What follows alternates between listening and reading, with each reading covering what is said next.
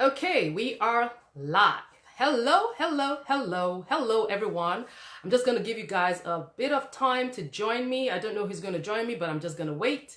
And as you do that, please introduce yourself, say hello, and I will be waiting to rock and roll with you. Yes, yes, yes, yes, yes, yes. Okay. How was your day? How was your day? I hope your day was great. Hello, Tunde. Hello, Fumi Suleiman. Hi, Fumi. Hey, let me wave at you all. Hi, Mary. Wow, how are you all doing? Very nice of you guys to join me. I am about to start the Make More Money webinar trainings, and I hope you guys will be on board. It's something that you can learn from. It's something that you can do as well. I'm here to motivate and encourage everyone to be a success, to be the best that they can be. So without further ado, I just want to go ahead and introduce myself. Well, my name is Chinyere Helyn Njoku, and I'm also known as Lady Helyn of Helyn's Corner. And I wanted to start this webinar training series. It's something that I should have started yesterday, but in fairness, I did start yesterday. However, I had a technical hitch on Helyn's Corner, the page. But that should not stop anybody who wants to join that page. Please, all you have to do is go to your Facebook page, type in Helyn's Corner, the way I spell Helyn, HelynsCorner, and hit on the like and follow button. And that will be it. But for now, hello Ruth, hello everybody. Fumi says, yes, we want more, bring it on. Okay. This is going to be an introductory session. So it's going to, give us an insight as to what we're going to expect. But I would imagine it's going to be a lot more, a lot that can help us here and help anyone out there who is into business, who wants to start a business, who is having issues with, what steps to take, what steps not to take, what do I do first of all, what do I do next? And if you're already in business, you know what? Not a problem. I'm sure there are ways that I can be of assistance. But if there's any, and I know that there are business owners here already, Fumi Suleiman, Ifeanyi, Prince Ifeanyi, hello, also Mary. These are all business owners. And if you're a business owner and you know that there's something that I can help you with, or there's an area that you want me to talk more about, please, by all means, don't hesitate to drop me a note or send me a message. And I will be more than happy to, do my research and give you as much information as I can. Now, I must state this disclaimer. I am no expert in these areas. However, I will do my best to provide you information. There are areas where you will need an expert, a professional that deals in certain areas. I will let you know so that you can dig further and, seek better help, professional help in those areas. So without further ado, let me go ahead and continue my introduction from Lady Helyn. Well, I am someone who is, of course, you guys know me. I want to help people tap into their inner strengths, their talents, their skills, their experiences, package it together to start a business, be of service to people, and make a difference in people's lives while also living the best version of yourself. If anybody agrees with what I just said, you know what? Can I ask that you either give me a high five, a like, say yay, say yes. I want these sessions to be interactive. It's not going to be only Lady Helyn talking. I want you guys to interact as well so that I know that what I'm doing is being of help to you guys. Yeah? Okay. Yes. I'm seeing the likes. Thank you. Okay. All right. So who is Lady Helyn? Lady Helyn is simply someone who wants to use her talents. Let's start with that. Also, I'm an author of this book. I just authored a book on talentpreneurship. Most of you know it. It's titled Talentpreneurship, A Guide to Turning Your Talents to Profit and Living a Purpose-Driven Life. I've also authored many dissertations, you know, and at this point, let me say this. Many of us watching here will think that it is in gathering, you know, educational labels, masters in this, MBA in that, and in that, and in that, and in the other. That's what's gonna help you get to the next level. In some cases, maybe it will. In most cases, maybe it won't. I'm a typical example. I have 2 MBAs, 1 MA, 2 from the UK, 1 from Nigeria. And I was of this opinion that the more I wanted to climb up the ladders of success, the more degrees I should get. Well, you know what? I found that to be the opposite. It's actually not the case. Now, there are some certain times that you need certifications to help you in your current situation. However, education gets to a point where you have to practicalize what you have learned. And that's one thing we need to learn. Many of us just bag degrees and carry on degrees and more degrees. But what are you doing with what you were taught? That's the important thing. You know, I have a saying which I coined as success comes from doing. Success comes from doing. It is when you do what you have learned, then you start to record success. But if you are waiting to just keep bagging on the degrees, well, you know what? Use me as an example. I have these degrees. It's not getting me to anywhere far that I wanted to get to. However, I'm not going to stop at that. I'm just going to keep going on. I'm going to keep pressing on. And I want to encourage you guys also in your journey of entrepreneurship, talentpreneurship, that you should do the same. Never give up on any idea, on any struggles that you are going through. Because you know what? There's always going to be light at the tunnel, right? So that being said, let's continue. I am also the CEO of Helyn's Corner. Most of you are following me on Helyn's Corner, the Talentpreneurship Academy, where I encourage people to use their talents to start a business. Now, a lot of people are out there seeking for jobs, going to companies, asking to be employed, and they always get the no. Unfortunately, we regret to inform you and all that. The thing is, with what you have within you, how can you transfer that? How can you use that to start something, right? And that's what this is about. Let me share this experience with you. There was a day that I was in Manhattan, and as I was driving past, I saw this young guy, a white guy. He stood with a plaque, and what it said is, "I'm looking for a job. Please hire me."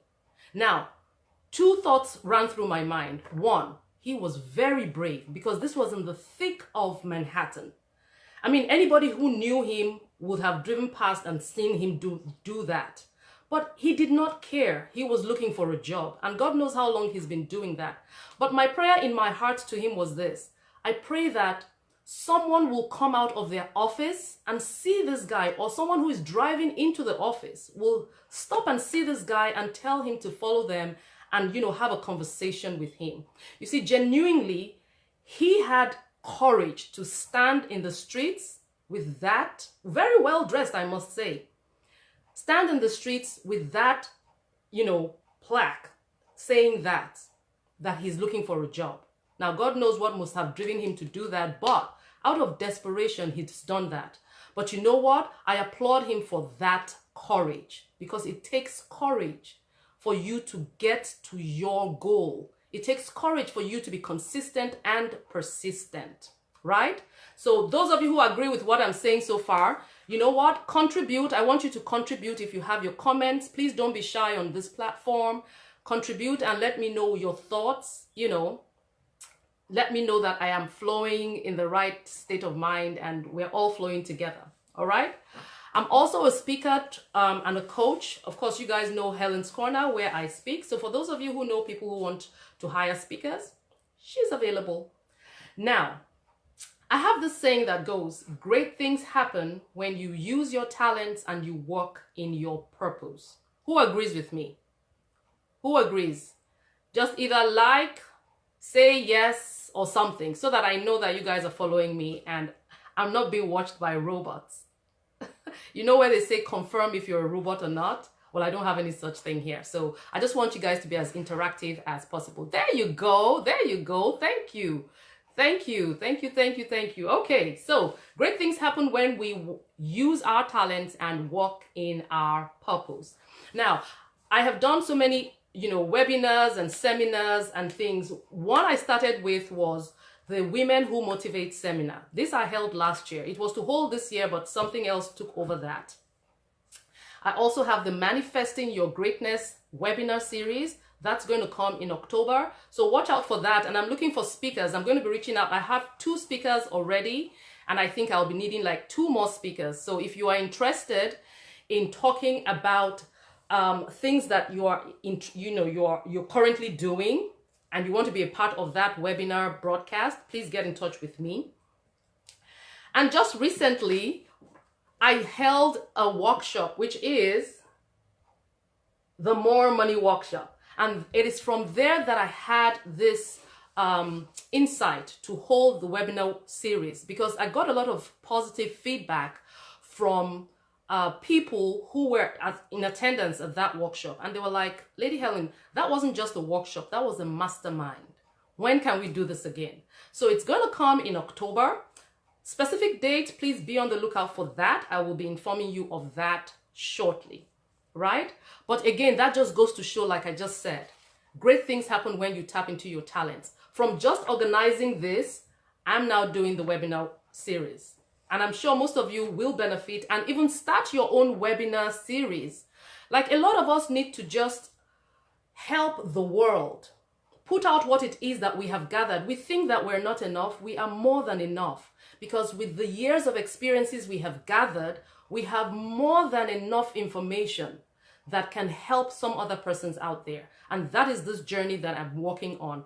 Thanks to coaching, I was coached by someone. I had a one-on-one coaching session with my coach, and I was, helped to plan out what it is, my next steps. So you also need someone that will guide you, because many of us have great thoughts and intentions in our hearts, but we just don't know how to execute them, right? That being said, I just want to say now that your actions here with me proves that you are at the right time. You want the information, you want to take your knowledge and your self to the next level. So I want to say this: there is no perfect time. There is no perfect time as perfect as now. I put up that post yesterday and it got a lot of likes. And I'm going to say it again. There is no perfect time as perfect as now. Whatever you've been planning to do, you can start now. You can start that book you've been wanting to write. You can start that clothing line that you've been wanting to do. You can start the, massage parlor that you've been wanting to start. It all takes courage. It all starts with you making up your mind now to do that which you want to do. Yeah? All right. So that being said, I just want to state this. Talentpreneurship or entrepreneurship is not for the faint-hearted. You have to be ready to roll up your sleeves and do the work. It takes a lot of work. Most of you who are on right now, you'll agree with me, right? That as business owners, you're wearing so many hats, you're doing so many things. There are a lot of challenges, unforeseen challenges that you come across, but you have to tackle them. The last thing you do is to run away from challenges. You have to tackle those challenges. And so with that said, let's see, who is this for? Now, this session is for anyone who wants to start a business, or someone who has started their business and they're looking for ideas, ways, information that they can, either sustain their business or take their business to the next level. And you're tired of daydreaming or working for other people. I have been in that boat, right? If you want to make more money, who wants to make more money? Who wants to make more money? Oh, you guys, I need more encouragement than that. Like, seriously. Seriously. Seriously. Who wants to make more money? Okay. So nobody wants to make more money here, right? I don't think so. I don't think. Who wants to make more money? There you go. Fumi wants to make more money. Yes. And she is killing it back there in Nigeria. You need to follow her and see what she's doing with, oh yes, Ifeanyi wants to make more money. There you go. There you go. Ruth wants to make more money. Yes. Fumi says me. I want to make more money. Let me see if I can type that in. Me. I want to make more money. Me. Yes. I want to make more money. There you go. You know what, people? Let's not be shy about wanting to make more money, because that's, again, another mentality that we need to get out of. A lot of us grow up knowing that not having money or seeking money is the root of all evil. Money is the root of all evil. However, that's false. It is the love of money. When you place money above all things, now that is not good. However, money is necessary. It's a servant that we need to serve us. So you can't feel bad about money. And that's why many of us are in the situations that we are in right now. Many of us were not told about money. Many of us were not advised properly about money. Now, if you look at the lives of the rich and wealthy, they start to teach their children right from a young age about money, how to get money. When you do this task, I will pay you $2. If you don't do this, you will earn $2. Things like that. And we need to start teaching ourselves more about money and not running away from it. Right? We need to start teaching ourselves more, changing our mentality about money. I'm on this rate as well. I'm not perfect. I'm not a pro. I'm on this journey as well with you all, right? So again, this workshop and this webinars will be interesting to you if you want to be financially relevant and buoyant, if you want to, start being of service to other people, and if you want to make a difference in people's lives, right? I have my slides here, so I'm when I look here, I'm looking at my slides, okay? Now, this webinar is not for you if you're not ready to use your talents, if you're not ready to invest in other people, if you're not ready to use the knowledge that you're getting to improve yourself, right? Because we need to get out of that. Like I said earlier, success comes from doing. You have to do to get the results, right? Now, what are we going to be learning in this session? So for today, what I've put here is we'll learn the different aspects of any business, top challenges faced by new business owners, 10 reasons why you should start a business, and maybe we'll get into some other details as time permits. So I know that I have business owners on this platform right now watching. So when we're discussing this, if I've not spoken about any business challenge that new business owners face or would likely face, please, I want you to help me out. Put it in, type in your experience, your points, so that every other person who is on this platform right now can learn. Success comes from doing. Absolutely, Tunde Adekombi. Hi, and thank you so much for joining me. Thank you, thank you, thank you. One thing I didn't mention, please hit the share button and share this broadcast. You will be that is one way of us helping each other. Hit the share button so that some other people who need this information, who need this training, can be a part of it, and they can hook up next time to be a part of it. So hit the share button and let's other people learn. Okay, so now the different aspects of any business. What we would have carry out research. For you to start anything at all, you have to carry out research to say to yourself, okay, I want to start a dry cleaning business. What does it entail? You just can't have that concept and then start spending money to say, okay, I need to do this. I need to buy a washing machine. I need to buy dryers. I need to employ 5 people. I need to get a bill. You have to carry out research first. And it's in carrying out this research that you will be guided as to what it is that you need to do, how you need to do it, when you need to do it, where to locate your business, right? And other things that have to do with carrying out that research. So carrying out your research helps you and forestalls a lot of mistakes that you will make in the early parts. Yes, there's nobody who starts a business that will not make a mistake. We all learn. And again, I don't want us to see it as mistakes. I want us to see them as learning points. These are learning points that you can build on. It's just like Thomas Edison.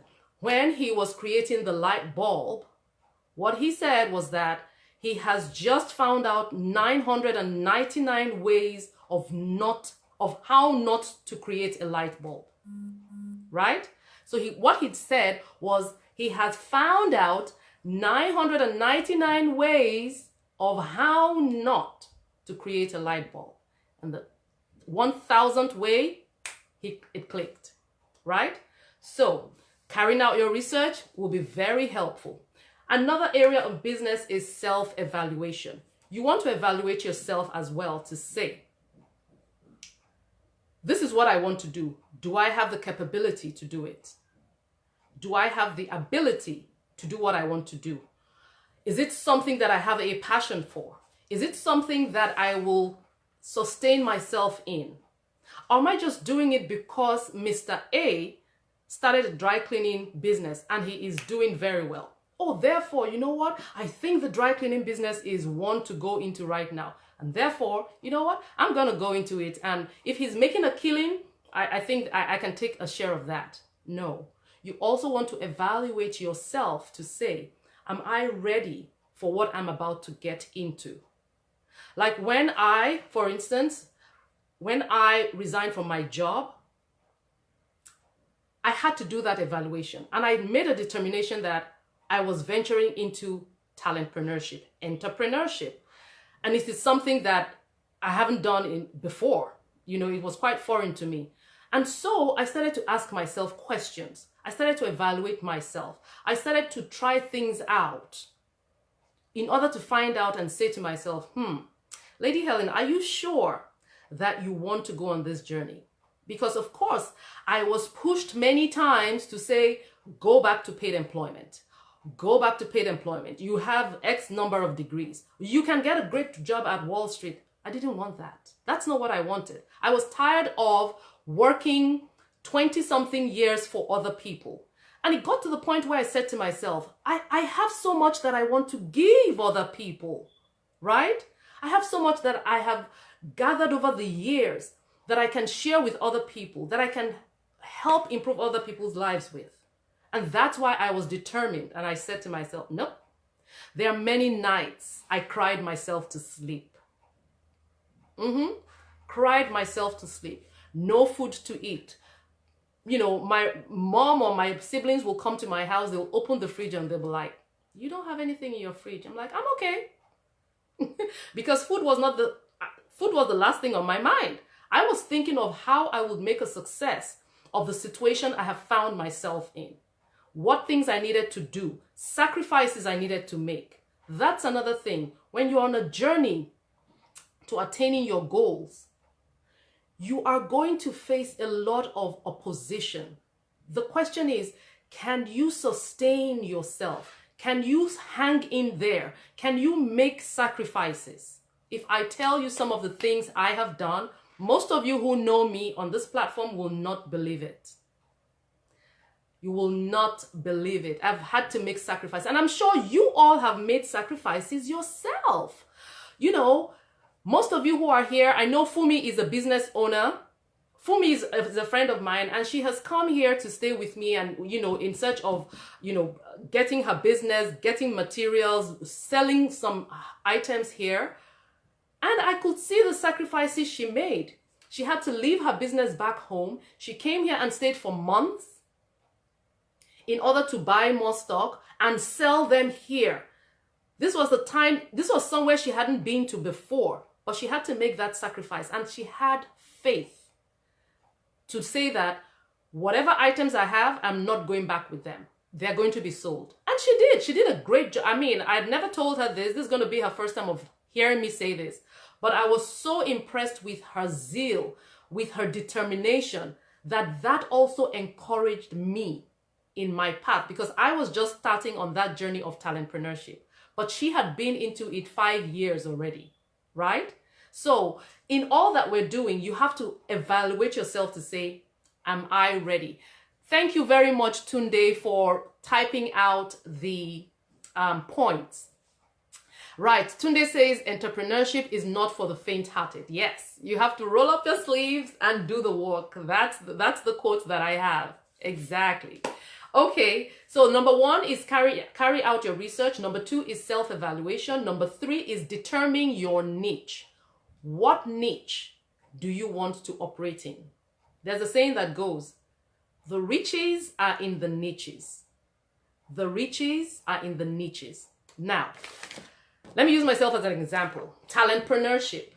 Talentpreneurship is talent and entrepreneurship, which is what most people do, right?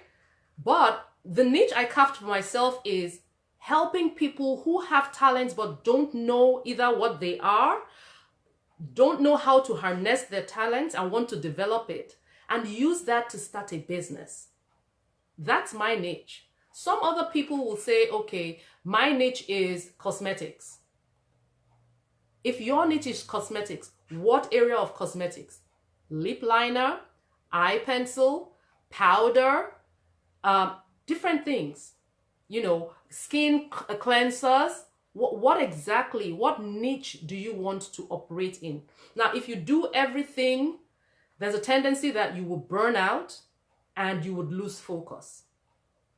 So you want to get your niche. You want to get your niche. Now, it's just like this, for instance.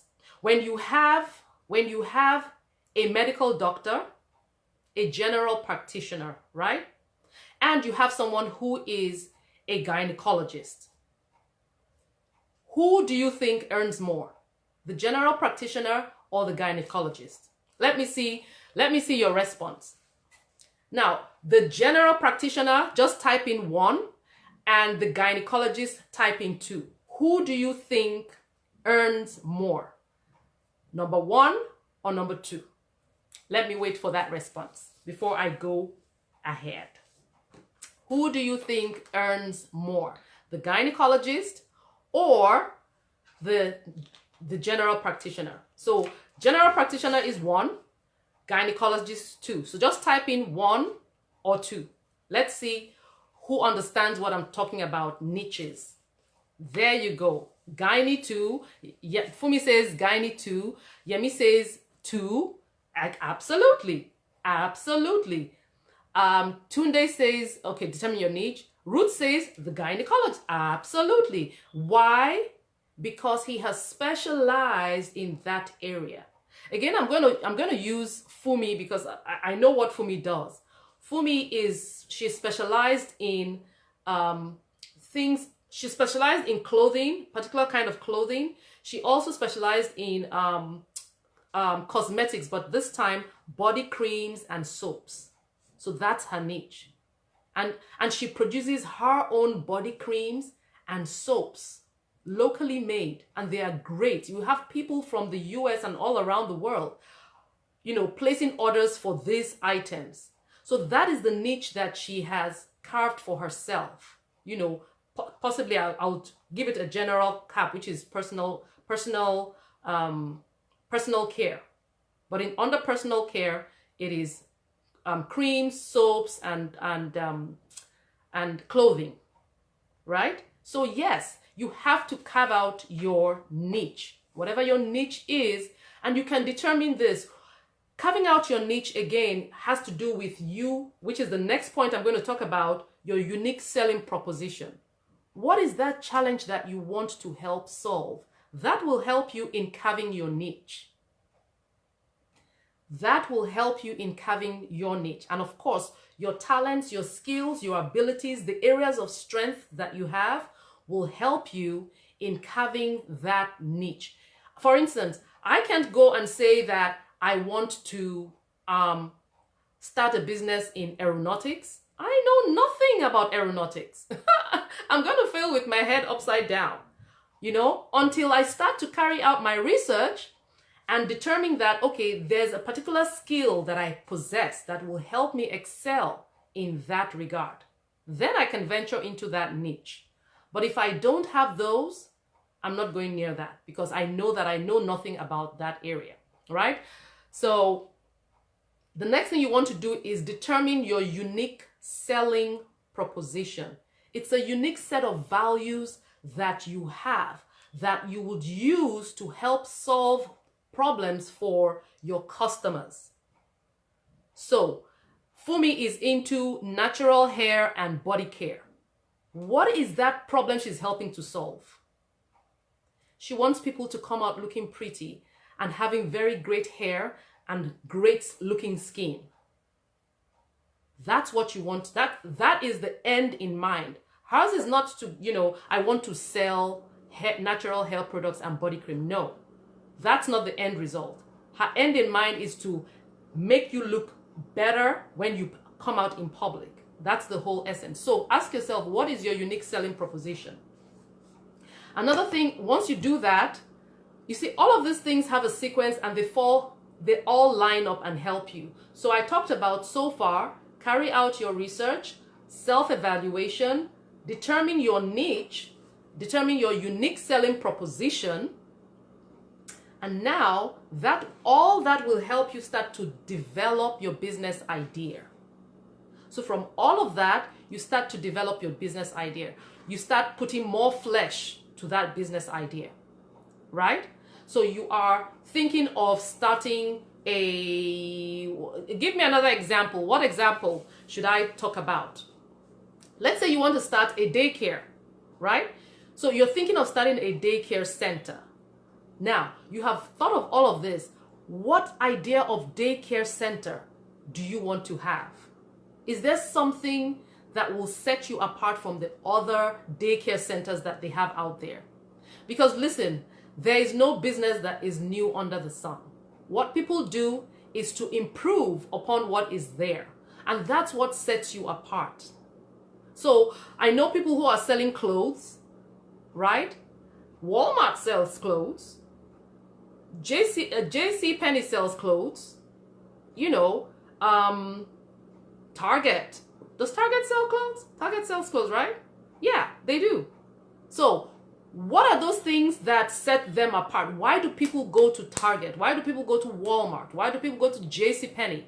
And still, why do people come to individuals that are selling clothes? So that's what you need to think about to say, what can I do? What business idea? What's that idea that I have? And how can I make it such that people will come to me? Right? So you want to think of that. Now, once you have your business idea, the next thing you want to do is your business plan. Your business plan. And this is where everybody has a breakdown. How do I write my business plan? Oh my God, the thought of even having a business plan is so daunting. But there are ways to go around this, right? There are organizations that you can pay. Once you share your idea with them, they can develop business ideas for you. They can develop your business plan. So you don't have to spend that time writing all the details. They will collect as much information from you and they will, write that out. Next time I come on the broadcast, I'm going to come with some of these sites that you can go to, people that you can go to, and websites that you can go to that can help you with business plan. One of them is bplan.com. Bplan. If someone can help me type that in, bplan.com. They write up different business plans, right? And they can help you with developing your business plan. So it's bplan. Let me see if I can type that in. It's called bplan. So for those of you who are looking to either write a business plan and you've been wondering, oh, how can I do this? Or what I'm doing so far, does that align? You can, check out that website, and they can, they do write a lot of business plans, but I will come up with more business plans and I will share it on this platform. So let me write that out. Plan websites. Okay. All right. That being said, now in writing your business plan, let me state, I put something, in my book, right? And in chapter 5, I talked about start your business. Okay. Now I'm just going to read something from it because I did put a section here about under elements of starting a business. The first thing I said was have a plan, a business plan. And one thing I want to read is this. One critical point to note concerning a business plan is the fact that it is a living document. This means that the business plan is a document that should be revised from time to time. Whenever there's a change in the structure of your business, your goals, your processes, or any aspect of your business, the business plan should reflect the change. This makes the business plan a work in progress and not a finished document. Right? So that is helpful. For some people, they think once I write a business plan, that's it. No, it's a work in progress. For those of you who want to have business plans, which is advisable that you do, please go ahead. If you have the time to do that, go ahead and do that. If you do not, then my advice is don't spend time writing it and not doing the right thing. Employ someone or employ the services of someone that can help you with doing that. Okay? Righty-ho, so far, let's see. I have talked about carry out your research, do your self-evaluation, determine your niche, your unique selling proposition, and business idea. Write out your business idea and your business plan or strategy. Any questions? Any contributions? Let's see. Tunde says, after you determine your business ideas, you need to develop your business plan. Yes, sirree. Yes, sirree. Absolutely. Absolutely. Any questions? Any comments? Any contributions? Otherwise, I'm moving ahead. I hope I'll be able to finish all of this because I have quite a lot. Okay, yes. Tunde, thank you so much for scribing for me. Thank you. You know what? I think I should send you a gift. I think I'll do that. Thank you so much. All right, so once you finish your business plan, let me state at this point, there are different parts to a business plan. Let me see if I wrote that down. There are different parts to any business plan. And again, if I'm not able to cover that today, I will cover that at possibly my next broadcast. So you guys want to join me, right? You want to join me for the next part. Okay, so I'm going to write it out here. Different parts of a business plan. All right, so I'll bring that to you next time, right? So Yemi Agbaje says, blessed to be a part of this platform. Thanks, ma. Aww. Yemi, thank you so much. You are making it worth it for me by staying on and contributing. So thank you. One other thing you can do for me though is click on the share button and share the broadcast. That will be great. Richard says, that was useful and informative. Hi, Ruth. Ruth is joining us all the way from the UK. All right, Ruth, thank you so much. Thank you. All right, but please do me a huge favor and click on the share button. Thank you very much. Okay, that's just the artist in me. Listen, guys, if you don't know me, I have so many talents. At times I'm scared of. I say to myself, Helen, you know how to do this, you know how to do that, you know how to do the other. And at times that can be a bit of a burden because you're like, I can do this, I can do that, I can do the other one. And it's a blessing. because it just shows how multifaceted we are as human beings. But most times we limit ourselves to what it is that we see in the mirror.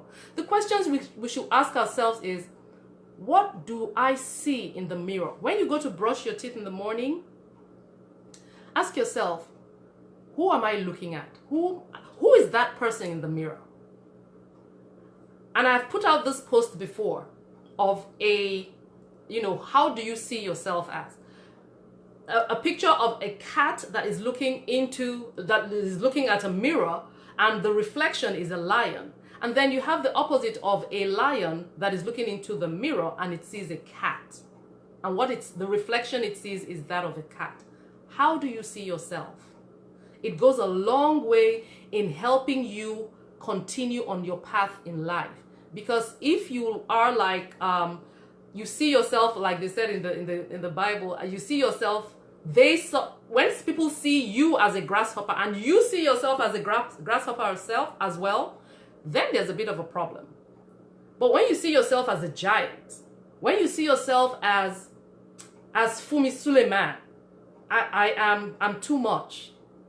I may not be where I'm supposed to be, but I am enough right now. When Yemi Agbaje sees himself as, or herself as, wow, I am Yemi of the Most High God. You know what? I'm facing challenges today, but I'm going to face them headlong. You know, all that just gives you this energy to continue in life, to continue to press on, to challenge the challenge. Can you guys read it? I know it's maybe backwards, but it says, believe in yourself and challenge the challenge. Actually, that's a chapter I have in my book, Challenge the Challenge. You guys should get a copy of this book. It's very good. Very, very good. Anyways, let's move ahead, okay? Exactly. Ruth says, I'm a queen. Yes, so that's what you see when you look yourself in the mirror. I'm a queen. Absolutely. Absolutely. I like that. I like that. Okay, so the next thing you want to think about, or another area of business. Yemi says, hallelujah, I need just that. Absolutely. We all do. Listen, we all need a bit of encouragement, and it doesn't take much to encourage one another, you know. It doesn't take a lot. It just takes a few simple words, soft-spoken, true words that come from inside, and you will just brighten someone's day, you know. And we should learn to do that a lot more. Great things happen when you step into your talents. Yes, yes, yes. Okay, so the next thing now that we want to talk about, we've talked about 6 things. Okay, before I finish on the business plan, I just want to state that there are different elements to a business plan that you can follow. So just in case someone is writing a business plan for you, there are different aspects that you can tell them, okay, I want you to write on this. I want you to write on that. I want you to write on the other. And when they do that, you can check to say, okay, these are specific elements that are needed in my business plan. And then you can carry on with that. So, but like I said, in my next broadcast, I'm going to be talking more about, you know, I'm going to get you more websites on, more websites that talk or deal with business plan. I'm going to also bring to you different parts of a business plan. So we'll look at all that in detail. For those of you who are interested in writing a business plan or getting one done, we'll talk more about that and, you know, developing your business strategy, right? All right, so the next thing you want to do now is to determine what business structure you require or you want to set your business up as. And the business structure we're talking about is simply, do you want it to be an LLC? Is it going to be a sole proprietorship? Is it going to be a partnership? Is it going to be a corporation? You know, different things, different structures that you have available. Now, you have to determine what structure you want to take on. And that will also help you. Yemi, I will let you know. I'll send the link for my book later on, okay? Thank you for that. Let me write that down so that I don't send book link to Yemi. Yemi, I'll send you the link for my book, okay? All right, so the business structure. you want to determine what type of business, like Fumi Suleiman. Again, I'm using Fumi because I know her. She's my friend. I know what she does. But you can share. Tell me if you're into business. Share what business structure your business currently has. I know Fumi, I think she's into a partnership. I'm a solopreneur for now. I know that it may graduate. Well, I'm not a solopreneur. I take that back. I registered my business as an LLC. I registered my business as an LLC. And one thing I will say at this point is this. It's always good that you separate yourself from the business. It's always good that you separate yourself from your business. Why? When, like we say back home, when Kasala busts, when S hits the fan, they're going to hold you as a sole proprietor. They're going to hold you responsible. But if you registered your business as an LLC, an incorporation or corporation, then the problem is with they face the corporation, not you as an individual. So that's one very vital point that you need to note, why it is important for you to have a business structure and what kind of business structure for you that you want to go ahead with, right? So that is also very, very important. And like I said, I have mentioned some of the business structures. You have sole proprietorship, you have LLC, which is limited liability company. You also have the corporations, you have partnerships, and under corporations, you have the S Corp and the C Corps. We'll go into details with the business structures, right? S Corp, C Corp, business structure. So we'll look more into that. Sorry. Guys, do you see what's happening here? Can you see what's happening? You know, at the beginning I said that great things happen when you use your talents and walk in your purpose. You see, from my presentation, I can see so many other things now that I'm promising that I will come back to you with. Now, if I didn't do this broadcast, I may say to myself, you know what? I have so much information for them already. Wow, this is already too much information. Now, but from what we're doing and with your contribution, I'm able to build on that so that we can have even a fuller and more robust session for the next time. So I thank you guys. You guys, round of applause for you. I wish there was a way I could give loves and hearts, but I can't. So, well done, guys. Okay, so let's keep it moving. Now, the next thing after your business structure, what you now want to do once you determine what business structure that I want to go ahead with, the next thing will be to say, okay, what business name? Because your business structure will help determine what business name you want to go ahead with, right? So for instance, if I wanted to be a solopreneur, right? I can't say the feel good lady. Already that is pushing me into the realm of a corporation, or it's taking me away from a solopreneur, because as a solopreneur, you're using your most times you use your name. So Chinyere Helyn Njoku, Vision Care something, right? But once I'm using something else, for instance, like my business name is Helyn's Corner, my name, but again, what takes it away from solopreneurship is that I said it's Helyn's Corner and I registered it as an LLC, right? So that has taken me away from being a sole proprietorship, and now I've registered the business as an LLC. So most of us who are here, we want to register our business as, you know, L&L corporations. And there are tax benefits for doing this. There are legal benefits for doing this, or legal reasons for doing this. And I've mentioned one of them. So we'll go more into the reasons why you need to choose which business structure, right, you want to go ahead with. Why you choose the biz structure. Okay, so now after the business structure, you want to determine your name. So what name are you going to take?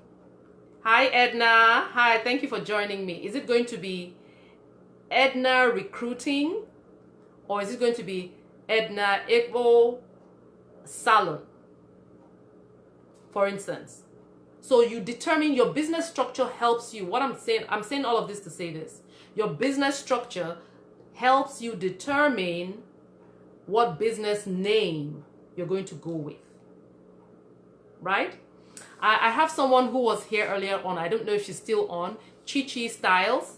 Chichi Styles, her name is Chinyere Numodu, and the short form of her name is Chichi. So she has a part of her name in her business, Chichi Hairstyles or Chichi Styles, right? So you can use part of your name, just like I used Helyn's Corner, but it's not registered as a sole proprietorship, but it's registered as an LLC. So you can use part of your name and something else and make it a corporation, or make it an LLC or an incorporation, as the case may be. So that you need to look into in more details as to why you want to choose which business structure. Okay, all right. And again, what business name? Moving ahead, business registration. So now that you have a business structure in mind, you have your business name, the next thing you want to do is, okay, I think I have my business idea, I have my business name, I have my business structure. Next thing I think I want to do is, let me determine and register the business. So I want to register the business so I can start fully and have other things in place. Now, in the US, there is a website where you can go to get more information about business registration. And on that website, it will help you with so many, in fact, everything. The information there is so much that at some point you say to yourself, I need someone to help me with this, you know. Or you can just go downtown. If you're in New York, for instance, go downtown Brooklyn and get your business registered, right? You follow the process. Better still, if you don't want to go through all that problem, there are organizations again that you can go with.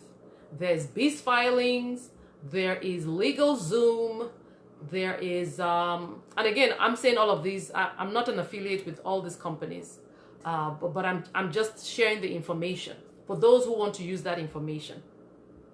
So there are different companies that can help you with the business registration. However, be ready to pay the money that is associated with that service or the services they provide, right? So because it's not free, it's quite a lot of paperwork and registration and stuff, but they know the process, and so they can help you, you know, shorten the time that you would spend in carrying out that business registration. So I mentioned two of them, Biz Filings, LegalZoom, and there's so many out there. Another thing you guys want to do, you want to make Google your best friend. Like, it has to be your go-to. Google is there, and it has a vast array of information. Once you just say, type in business registration or business plan or business this and that, a lot of options come. But I will compile some of this and, you know, get it ready for you. All right, let me write it, business website. Okay, now the next thing you may want to think about once you've registered your business, or even before you register your business really, is to determine, do you want to have an online business? Now, if you're going to have an online business, you may or may not want to register it, right? And why I say that is this, you can, and for an online business, you may just want to start and test the waters, right? But it's always advisable that you register first, just in case any trouble comes out of it. You are registered and you have yourself covered. So, but when it comes to business location, the online space is always great. Why? You're not paying for the space. It's free. Free, free, free, free, free, free. And you can reach like how many billions of people, right? So many people are drifting to the online space for selling their businesses, for reaching people, advertisement, different things, right? Different things are done on the online space. And a lot of people have made a lot of sales. A lot of people have made a lot of contacts just by being on the online space. And what that does for them is it helps you save on rent. So that money that you would have used for rent, you put it into another aspect of your business, marketing or sales or advertisement, PR, purchasing your products or paying for more services, right? So that's for business location. The online space is great. Now, there are some businesses that you will have to get a business location. If you're starting a dry cleaning company, you can't do that online now, can you? You have to have a location. You have to have a location. If you're doing hairdressing, providing hairdressing services, you have to have a location. Or some people these days, what they do is they are mobile. So they can advertise online and they are mobile and can meet you at your place, whatever agreed spot. But again, the type of business you are engaging in or you want to engage in will determine all of that. I eventually need a business location. So business location is very important. And again, where you locate your business is as well important. Is it close to the source of where you will get your customers? Is it close to a source where you will get your suppliers? Is it accessible? Does it have transportation accessibility? You know, different things that you have to think about when you want to now determine your business location. You just don't want one obscure place that you got for a very ridiculous cheap price, but then there's nobody that can reach you. Nobody's able to reach you, right? So, but you want to get a location that will help in the sale of your product or the services that you have. Am I making sense? Am I making sense? Are you guys, you know, I know you're still on with me and I say thank you. Mwah! But am I making, you know, are you getting something from all of this? Should I continue this broadcasts? Should I continue the make more money broadcasts? Yeah? I'm going to wait for a response. Tick tock, tick tock, tick tock, tick. Okay, I'm seeing some hearts, I'm seeing some likes. Okay, continue with the broadcast. Okay, absolutely. Yemi says, oh, you guys, mwah, mwah, mwah. Thank you. Okay, so indeed, yes. Okay, all right. So business location, very important, very important. Okay, righty-ho, moving ahead. Now, before I go ahead, let me recap what we've talked about. Different areas of any business. You have to carry out your research. You have to evaluate yourself. You have to determine your niche. You have to look for and determine your unique selling proposition. You have to come up with your business idea, your business plan or strategy. You also want to think about your business structure, your business name, your business registration, and your business location. Those are the 10 points so far that we have talked about. Now, I must state here now, there's some people who start businesses that they don't necessarily have to go through all this process. And that's okay. That's okay. As time goes on, and that's one beautiful thing I found out in the US, you can start a business without going through all of this process. You can start to test the waters to see, will this work, will this not work? And then you now go ahead and follow the due process of registering your business and following all of that process, right? Now, for some people start it and they're like, I'm just going to be do my thing under the table. Nobody will see me. And if you can get away with that, that's okay. But I advise, just in case there are issues that come out of it, you want to register. You want everything to be done legitimately so that when issues come up, you're covered. All right. So now there are some businesses, having said that, there's some businesses that just, require a license or a permit. So you want to find out, does my business require a license or a permit?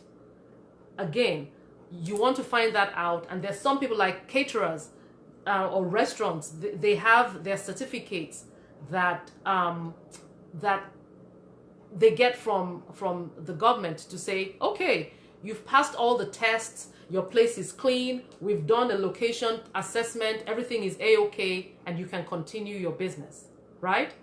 There's some other businesses you don't need that. Like I think the medical doctors, you have different certificates that you have to get, business certificates or permits that you have to get. So you want to look into the kind of different permits that you have there or business certificates, right? And know which one your business needs before you go ahead. So let me say hello to some people. Hi, Leroy. Hi, Ezinaikechi. Hi, Chinyere Numadu, Chinyere Okpala, Auntie namesake, if she's still there. Edna, Yemi, Ruth, Fumi. You guys have just been Tunde. Thank you so much. Thank you. I really appreciate you all. Right, Tunde says, determine your business structure, your business name, your business registration, and your business location. Absolutely. Now, we just finished talking about permits. So you want to get your licenses and permits. Another thing you want to do is accounting. Now we get into, you've established your business, you started running your business. You want to think of what products or services you're going ahead with. Of course, you should have determined all of that. You should have had all of that ready. And there is a great training, and I think I may be touching about on it. Depending on what product it is that you're getting into, you want to be able to say, okay, this is how I'm going to source for my product, or this is how I'm going to go about providing the services. Now, there is a course on mini importation that helps a lot of people. That will help you determine what kind of product is it. Is it something physical product where you have to source a supplier? And if you do, where can I get this product at ridiculous prices so that I can sell and make a profit? Yeah, so that's very important as well. And then you want to now, again, another very interesting part that a lot of people feel very, iffy about is finances. Now, do you need money to run your business? Yes, you absolutely do. There are places that you can get your funds from. So I'm going to come back with you and give you some websites that you can look into if you're interested, if you're looking for funds to help in your business. So these websites will help you. There are places where you can get funds for your business if you're here in the US, and I think maybe possibly Canada, UK. I will get some of this information that is helpful so that if you're looking for where to get funds, you can get in touch with them. However, remember that there will be criteria that you need to meet in order to be able to be given these amounts. So, places to source for funds. All right, so once you have that, you have finances, you have your products and services, you've determined what products and services you want to go into, you want to provide. And then another area of any business is you want to build your team. You want to build your team. Who are those you want to work with? Are you going to start with just yourself? Because a lot of people who go into business initially, they either start with just themselves. They try to manage as much as they can, do as much as they can by themselves. Why? Because of the limitation of funds that they have or the availability of funds that they have. Right. So once you determine and your business begins to grow, you will find out that you need help in other areas. And getting a team will help free out your time. It will help free up your time such that it will allow you to do other things. So you want to also start thinking, okay, my team members, and your team members must not necessarily be physical people. Right now we have virtual assistants that help people with little tasks online, right? So you can hire a virtual assistant that will help you. You can hire a creative person from, for instance, Upwork.com. You know, these are websites where you get professionals that are ready to help you with different services, graphics, writing, photography, accounting, different aspects of business, right? So again, let me put that down on my to-do and get you a list of professionals, online professionals as virtual assistants that can help you, and places where you can, you know, source for them. A list of online professionals, online support professionals. All right. All right. So that I'll get more information for you. And then the next thing is your marketing and sales. Marketing and sales. That's a huge part of any business. Marketing and sales. Why? Because if you have this product and you have the services and nobody is buying, what's the point? You got into business so that you can help people. You got into business so that you can provide a service. You got into business so that people will know about you, your company, your products and your services, and in exchange, you know, want your products or services and want to pay you for it. So this is a very important area. And in most organizations, you find out that the marketing, if they're together, marketing and sales, or if it is just the marketing department, they have their budget for advertisement or advertising is so much compared to other aspects that they have to allocate budgets to. Why? Because people have to know what you're doing. Just like what I'm doing now. That's why when I say, okay, share, hit the share button. I want people to know that they can come on this platform and learn how to make more money. Learn how to set up their business.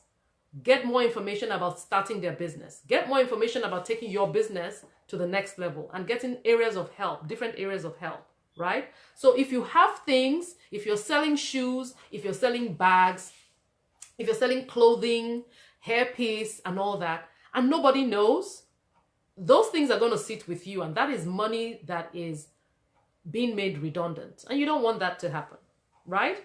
So we will go in, and in all these areas we're talking about, we're going to revisit them in detail. So this is just, like I said, this is an entry, this is just an introduction to this whole Make More Money webinar session. So we're going to be looking more into marketing and sales. You want also to now, as a business owner, network, which goes hand in hand with marketing and sales, really. Because networking means that you are putting yourself, you're going to conferences, gatherings, events, and letting people know more about you.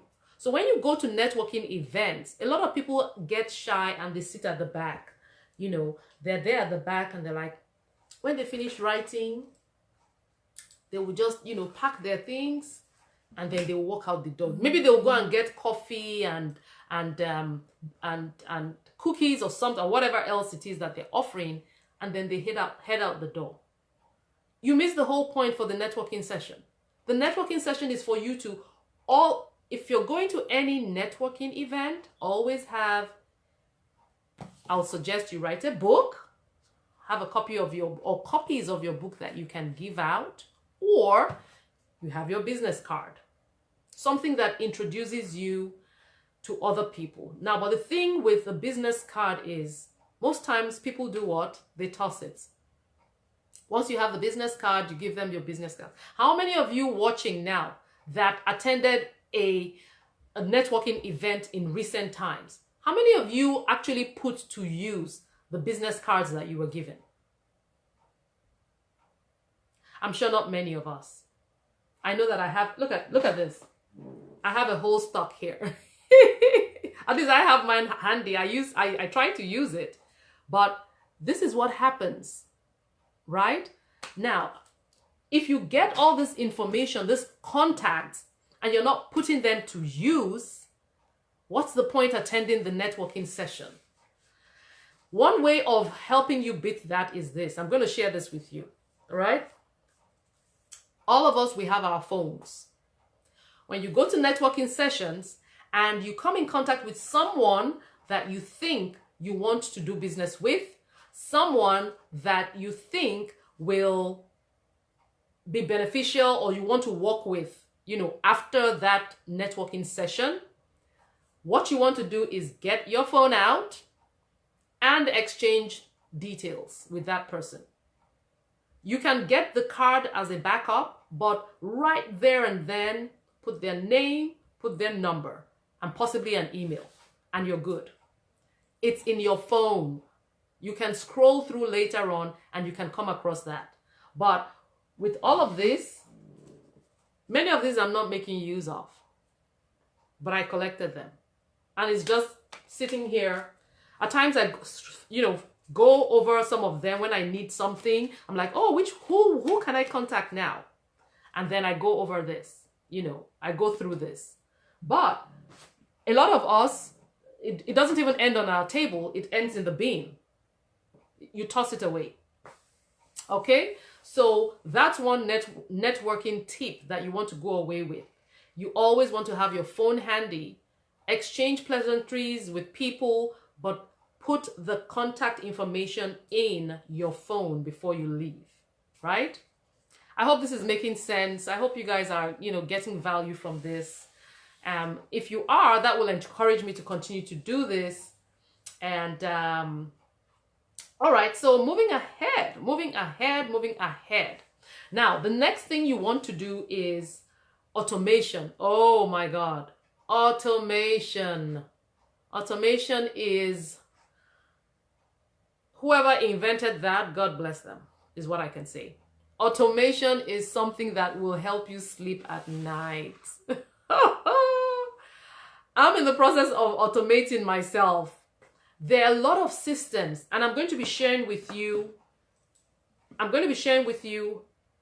list of, and it's going to be quite a lot. So it's going to be a list of services that you have out there that can help you in automating your business. List of services, automation services, let me put it that way. Automation services for business. There's so many things. We have so many apps. We have so many, you know, like for instance, for those of you who are in the business where you need to schedule appointments, did you know, for instance, let me give you one app or one, whatchamacallit.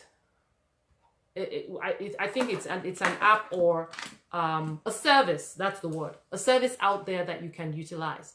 It's called Acuity.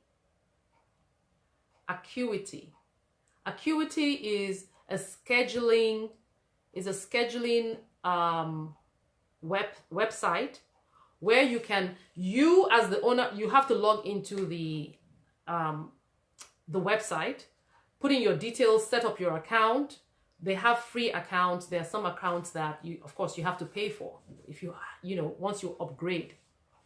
But you can set it up such that you can direct people, for instance, those who are into the hair salon business. Instead of having people all the time call you, you can just tell them, okay, go to this website and fill in a slot.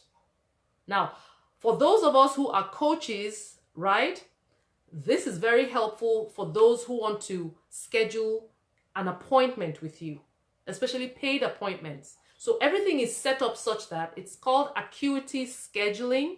That's the name of the website you can go to, Acuity Scheduling.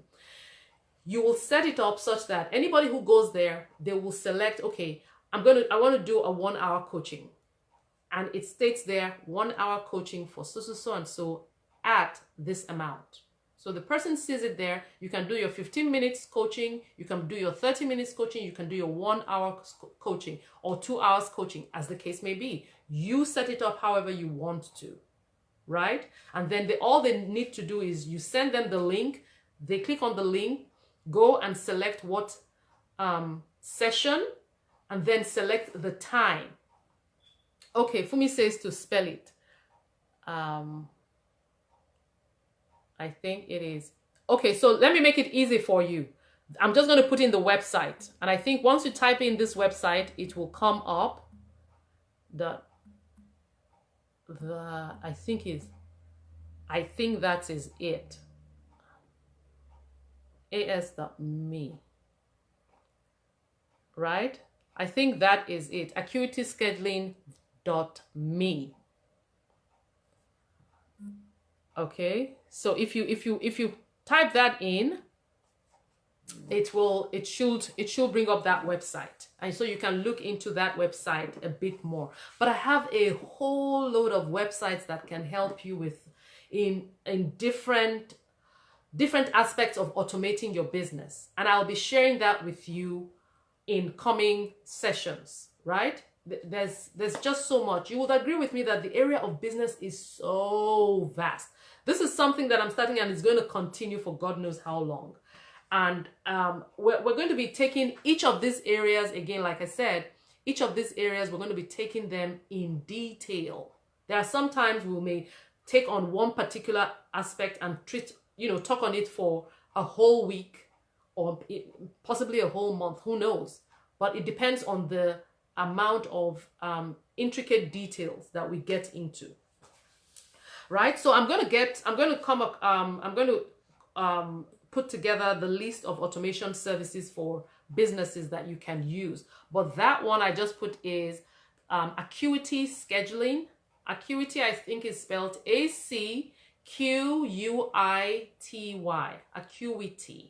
Acuity, yes. Acuity Scheduling. Or you just type in as.me, www.as.me. And that will, it will pop up the website. All right, so the next thing that I want to talk about, another area of business, is taxation. Taxation.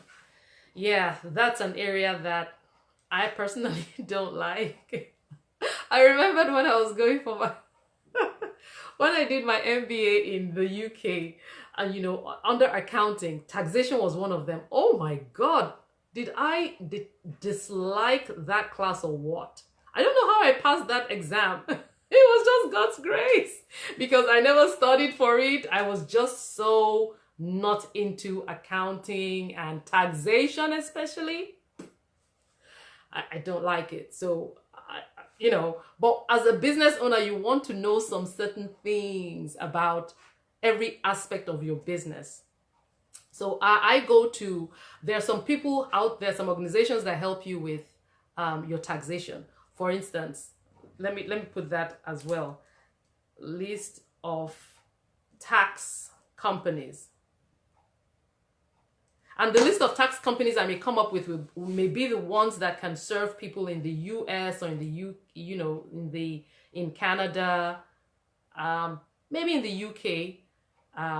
But if it can help some other places, if I come across the information, I'll share it. So the list of tax companies, one is H&R Block. I use H&R Block. Those are the people I've been using. Some people use individuals that that are tax people, either tax officers, people that are just generally good in taxation. You want to employ their services, especially when it comes to the tax period, so that they help you put together your tax situation, so that Uncle Sam doesn't come clamping down on you, right? So now that area, I'm going to come up with as much information as I can, but I do ask that you carry out your research in that area of taxation. Find out who it is that can help you with it. Your accountant, most times accountants help with that area. You want to, find out more information about that. Okay? So that's the much I'm going to talk about taxation for now. 2 things you just need to know.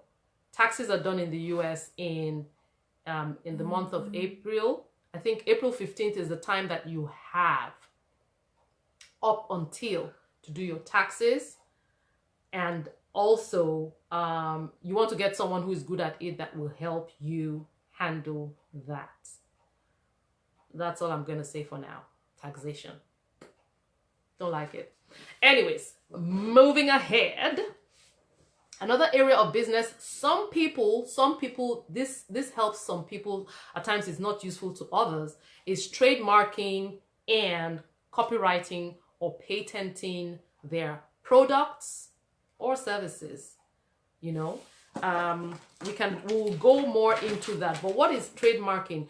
It is you putting a stamp or a seal or registering that product to say, okay, this is my invention, and no other company can use this design of bottle.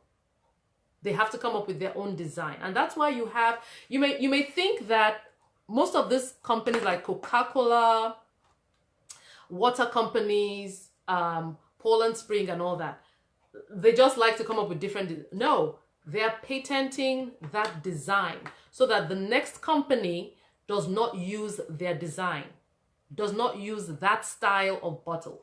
Now, I worked with Guinness, Guinness Nigeria, and I was fortunate to work on the Guinness brand. And I know that there was a time that they were coming up with a bottle design. They try to change their bottle design from time to time because they have people who, come up with false products that are very similar to that. So they try to change their design and find ways of authenticating that design to say that, okay, customers, if you guys see this bottle, it is ours. If you see something that remotely looks at it, that's not it, right? They had a lot of that problem. So at some point where we did a design for a bottle, there happened to be another company that had a similar bottle design. So they had to change that bottle design to something else. All the production work that was done, all the products that were produced already, they had to be destroyed.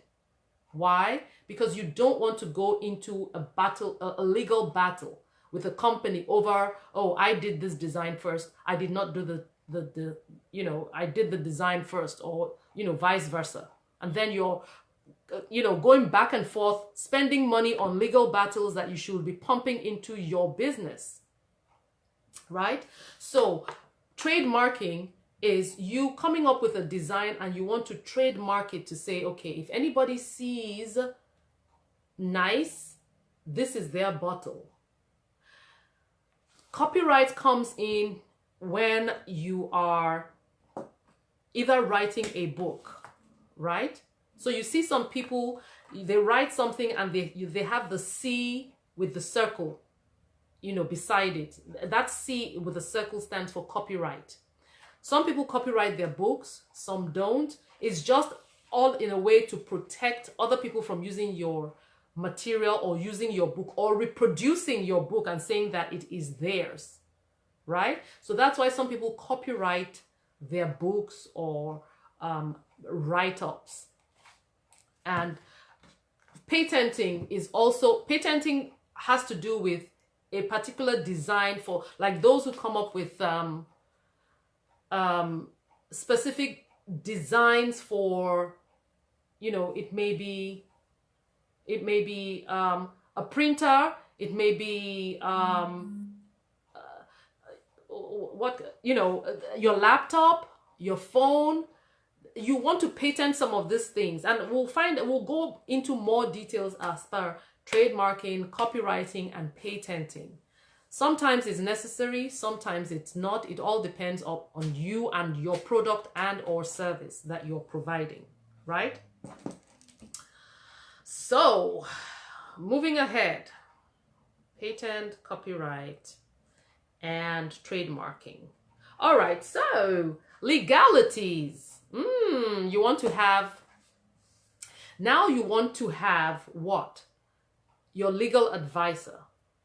You want to have someone that will be advising you on legal issues in case there are problems that come on, people that will do all the paperwork, people that are going to handle all, going to the courts on your behalf and all that. You don't want to spend time doing that. So you want to get a lawyer that is going to guide you, as to what things to do, what things not to do, what areas you should focus on, what areas you shouldn't do. All these are very important, and we'll go into more details concerning that. Now also, as a business owner, another area of business many people tend to overlook is personal branding. Personal branding. You, as the business owner, you want to portray that image of that you represent your company in that area of business that you're engaging in, right? So your personal branding, so for instance, someone who is into makeup, right? And she's selling beauty supply products. And you see the person and the person looks shabby, the person does not dress well, the person is not made up. And you're looking at the person and you're like, she's coming to sell me makeup, and okay, she's not even using her products. So you have to represent your company. You have to represent yourself. Like I did a broadcast, I think it was 2 days ago, where I came out, just me. And I've never done that before. I've never done that before. No makeup, no hair piece, nothing. Just the way I am. And I just did that, 1, to get attention, 2, to prove a point, to say, whatever is holding you back from achieving what you're supposed to achieve, let go. It doesn't matter. It's not as important as you starting that business or starting that thing that you have been wanting to start. Time waits for no one, right? And so me as Helyn's Corner, and I call myself Lady Helyn, I try to dress to look that part. You won't see me dressing, in a nightclubby way and when it's not necessary. I always try to dress for the occasion. And also as a business person, yes, there are times when we're in work mode, just like I was in work mode that day. Yeah, you can do that. But you can do that without looking shabby and still representing yourself, representing your brand. Because the way people look at you, that's the first thing they see about your business. You represent your business. You represent your brand. And so people are going to be looking out to see, okay, how does she carry herself? How does he present himself? Can I do business with this person? Right? So you want to take care of your personal branding. And of course, you'll agree with me, the area of personal branding is vast. From, your dress, to your haircut for men, to your makeup, your perfume, your cologne for men. You don't want to go somewhere and then you're reeking of so much perfume. It puts some people off. I watched a clip. I don't know how many of you know this guy called Grant Cardone. Grant Cardone, he is a wizard when it comes to sales. And one day he has this popular thing where he tells people to pitch a glass of water. He says if you can't pitch something as simple as water, then you can't pitch anything. So he told this guy, and I saw it on Instagram yesterday night. I couldn't leave my car. I just kept allowing it to keep repeating. So this guy is sitting across from him, and the guys, they're having a discussion. The next thing he turns and is like, guy. So he gives him a mint. He says, pop that in your mouth. So the guy takes it and, he puts it in his mouth. He says that you need to do something about your breath. And so the guy says, oh, wow, that he's so sorry that he went out yesterday and he had some, is it Chipotle or something? And he says, oh, yeah. The way he did the yeah, his breath. So Grant was like, oh, my God.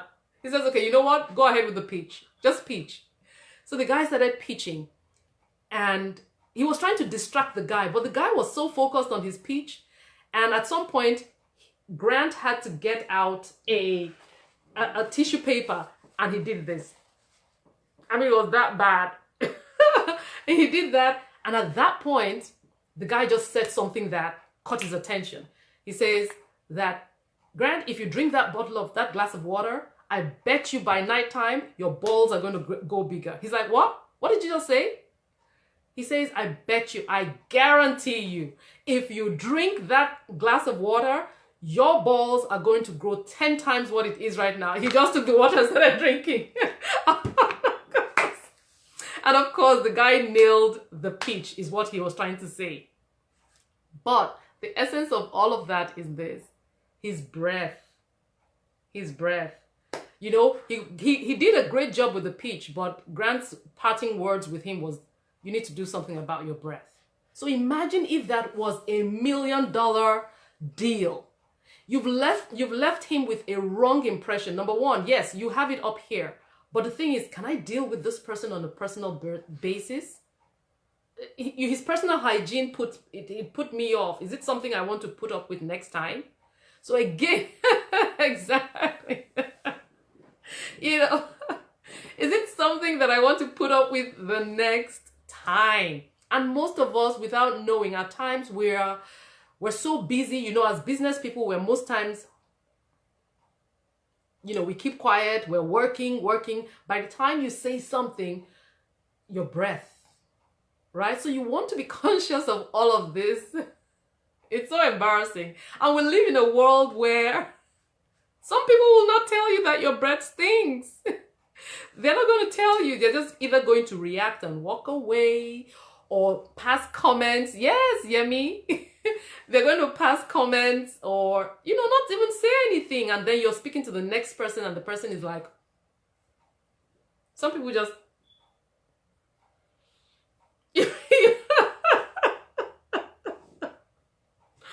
oh my God. But tell me, what would you do if you came across someone who had a bad breath? What would you do? Would you tell the person? Or would you be polite about it and just suck it up?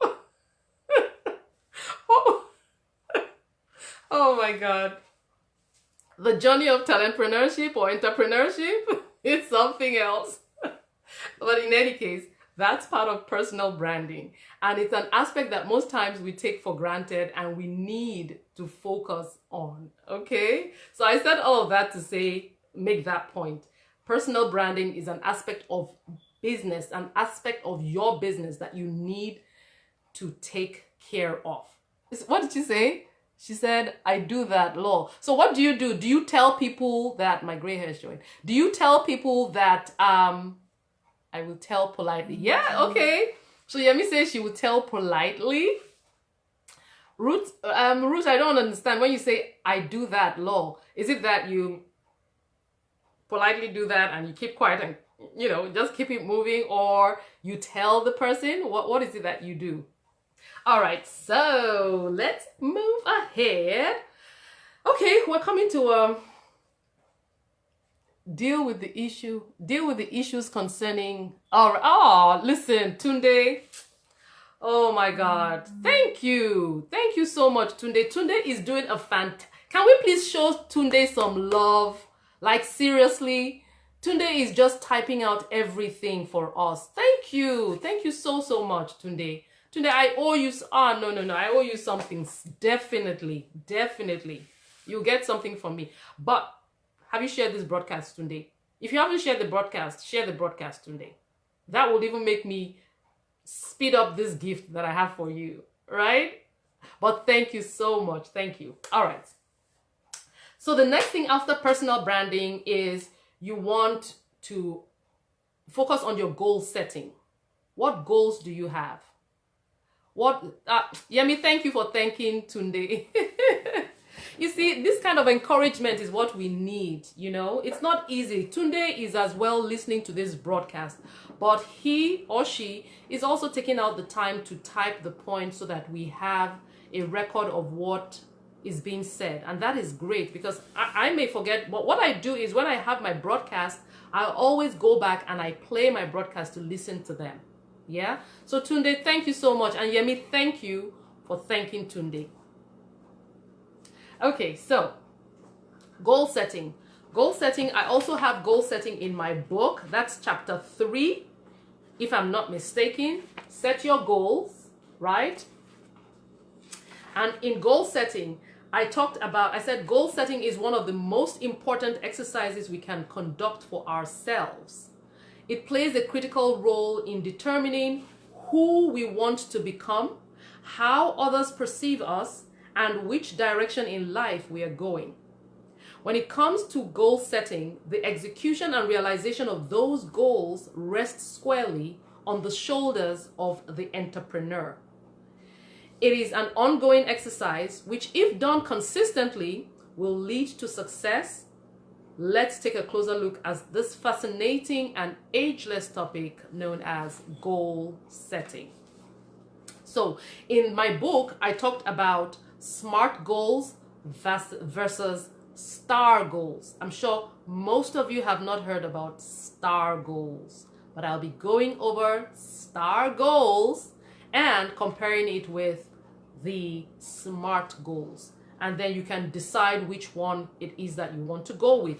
But having said that, goal setting is, it's very important. Even if we have we store it up mentally in our heads.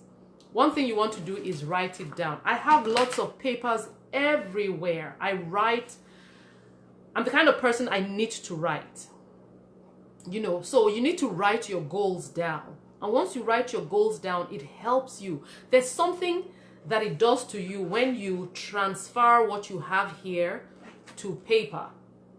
It's you sort of remember more when you write down. And maybe that's why they told us to do exams back then, because I'm like, oh my God, how do they want us to remember all this? Oh, my white hair is showing. How do they want us to remember all what was taught to us for 3 months? And then in 1 hour, 30 minutes, 2 hours, we're expected to just keep writing and writing and writing and writing. But there's something that happens when we have homework and we go home and we write. You write. The memory, the mind has a photographic memory such that you tend to remember more what you have written than what you just conceive upstairs. So again, setting your goals, how you go about setting your goals, what you want to set your goals on, we'll talk more about all of that in detail, because goal setting is in fact, it's even one of the earlier parts of you starting your business. You want to set your goals. And even if you don't do that then, which I don't advise, you want to do it earlier on, because that will guide you as to, what journey am I going on with this business, right? So goal setting, different aspects of goal setting. Then we also have communication. Communication, how you communicate to people, how you write out your advert, how you portray yourself out in words to people out there, to your customers, to your community. You want to be seen saying the right thing, saying it the right way. Recently at my workshop, after the workshop, I corrected someone. I called the person aside and said, I hope you don't mind if I correct you on something that I observed. They said, no, go ahead. So I went ahead and I mentioned what, there was a pronunciation the person said and they didn't say it well, and different things. And the person said, so you're that detailed, eh? I said, you know what, I hope you're not offended. But the thing is, I want you to look good, so that when you go somewhere else, instead of saying that thing that way, which is misleading to other people, you say it the correct way. So what I think I'm doing is I'm helping you improve on that aspect as well. So the person thanked me and they laughed, we laughed, and they were like, I didn't know your attention to detail was this much. Oh my God. If I was your husband, maybe I'll leave the house for you, because you'll be so detailed. I'm like, no, it's not like that. Oh my God. We have to find humor. You have to find humor in whatever it is that you're doing. Otherwise, will just be so serious, right? But in any case, communication is very important. How you communicate, what you communicate, right? That all that is in very important. Let me write that down. Communication. How, what, when. And we'll talk more about communication, right? Another thing is time management, but I like to call it self-management. Oh boy, do I struggle in that area. How many people struggle with time or self-management? Just say me. Be honest enough and say, I've already owned up. I've owned up. I'm like, that's one area of challenge I have. Time stroke self-management. So if you struggle with that, just type me. I struggle to, thank you, Ruth. Thank you. And anybody that says that they don't struggle with time management here, I'm beginning to suspect you. But in any case, there's some people that are great with time management or self-management, as the case may be.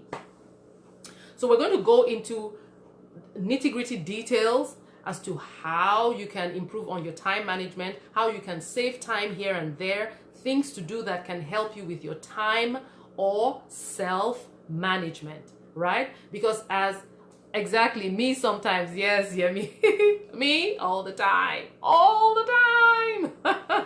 self-management, it is something that is challenging, but hey, we have 24 hours. We can only work within 24 hours. At times I say to myself, if only I have more hours within 24 hours. But the truth is, even if we're given an extra 6 hours, it will never be enough. It will never be enough. We would want more time. So the thing is, how do we manage the time that you have on hand? How do you manage that time to accomplish as much as you can? We will be, reviewing time management in so much detail because there's so many aspects to time management and different things that we can do to help us manage our time and ourselves better.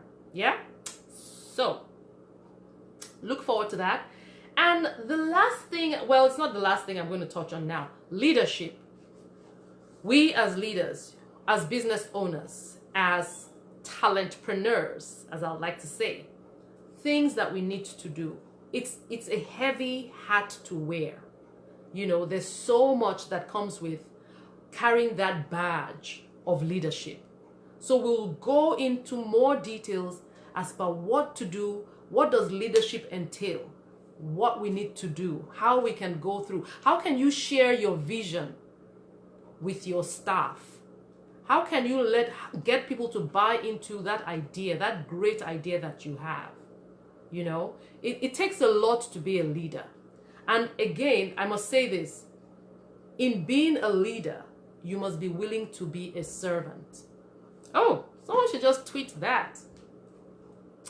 In being a leader, you must be willing to be a servant. I think I'm going to post that later on Facebook.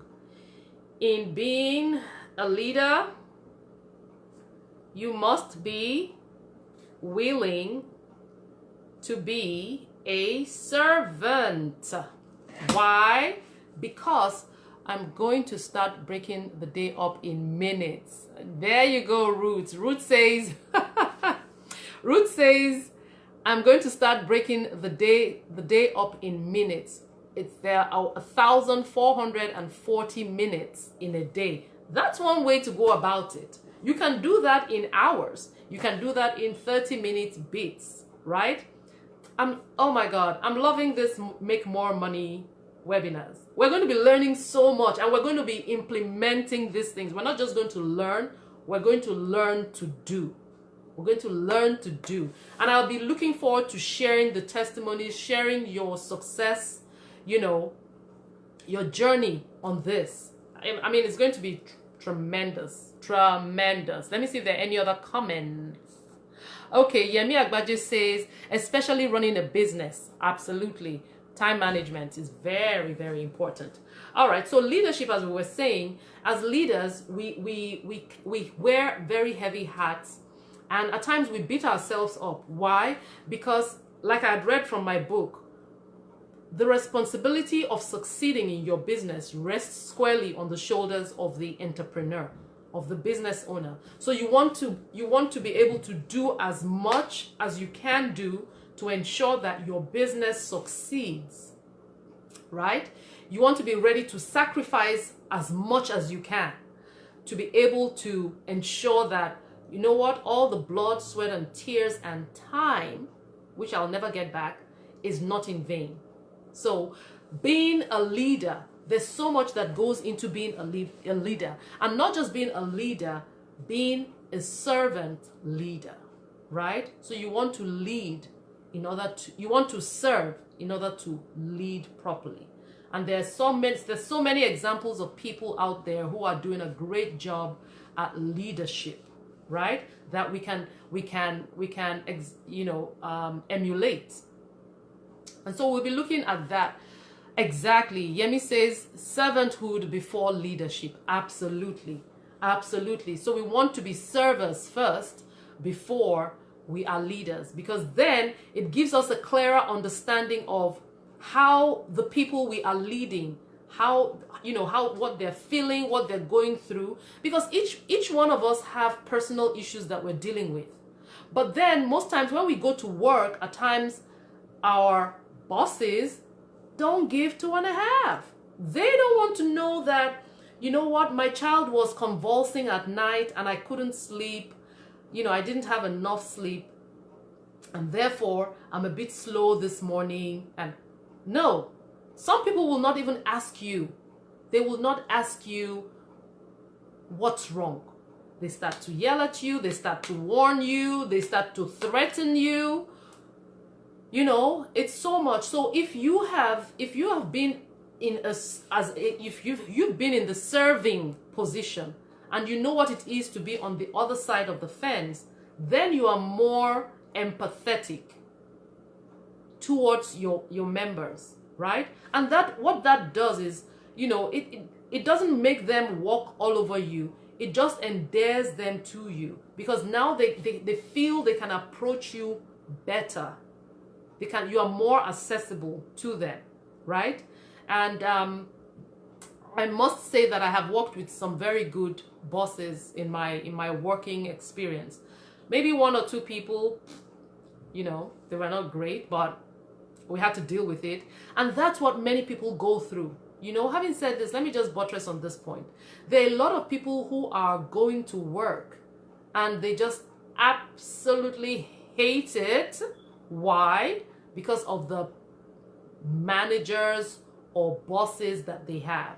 The other day I was listening to the radio and they were talking about, they told people to call in if you have worked with or are working with a terrible boss.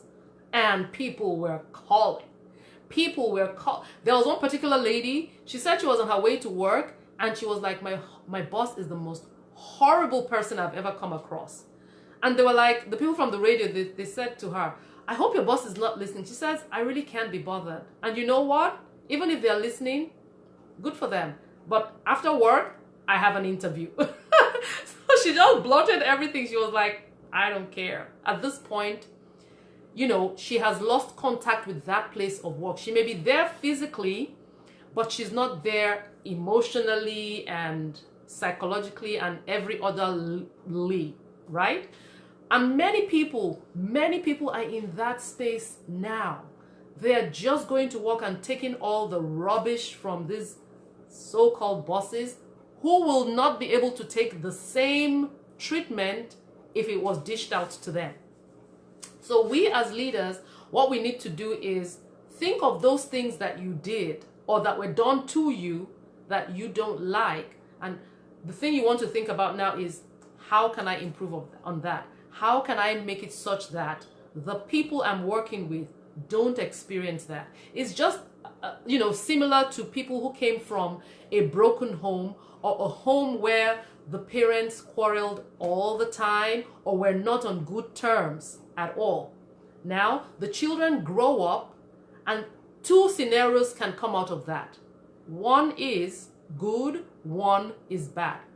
The good one is The children can learn from what they saw growing up. They can learn from the fact that mommy and daddy were not on good terms, and it made the house feel horrible, right? I don't want to be as unhappy as mommy and daddy were, right? I don't know what's wrong with my phone. Here. I don't want to be as unhappy as mommy and daddy were. So what I'm going to do is I am going to make it better. I'm going to be better at what I'm doing, right? There you go. I'm going to be better with my spouse. I'm going to love my spouse. I'm going to make sacrifices because I'm learning from what I have been through, but I don't want my home to be like that. That's one aspect of it. Another aspect that can come from that kind of situation is you grew up, your parents were at loggerheads, the house was unhappy, there was always tension. The children grow up thinking that that is the status quo. That is how a home should be. Daddy has to be, he has to quarrel with his wife to get the respect and attention that he deserves. Or mommy has to fight in order to, make her point heard. And some people grow up thinking that that is the right thing, and therefore they transport that experience into their own home. It's the same thing in leadership. Some people were under horrible bosses. The experience never left them. Some other people learn from that experience and improve on it and say, okay, you know what? People that are going to work with me are not going to experience this, because when I experienced it, it was horrible. So you have to make that determined effort, right? You have to make that determined effort to say, this is the part that I want to do. I want to be a good leader. And there are aspects to being a leader, right? Let's see, I have some comments here. Yemi says, you are absolutely right. Our world will be a better place if we all practice these concepts. Absolutely. And I know people tick us off, There's some people at work, our staff members, they can be horrible people as well. They can really drive you up the wall. But then that is when, you have to look inside and say, okay, there's some things I'll tolerate. There's some things I will just not tolerate. Because as leaders, you're human beings as well. That's the first thing. You're human beings and you have reactions as well. But to what extent shall we take that? That's another thing. I know that there was one day at work, one of the customers just was very insultive towards me. And I kept maintaining my composure. But at some point, I gave it back to them. Now, that earned me a query, but was it right that I went back and forth with the customer? Maybe not, because in hindsight, I look at it and I was like, maybe if I had just walked away from that environment and just did not return, I would have had it under better control. But unfortunately, my presence was needed as I was the manager there. So I was supposed to be on ground. I couldn't leave the premises. But unfortunately, because I was keeping quiet, the person kept, pushing my buttons. At some point, the human being in me just came out and I was like, I'm not taking this. No, you're not doing the right thing. And I let them know how I felt. Now, again, I'm saying all of that to say this. We are first human beings. As a leader, you're a human being. There's so much that you can take. But then we have to also, as business owners, now function in a different mindset to say, okay,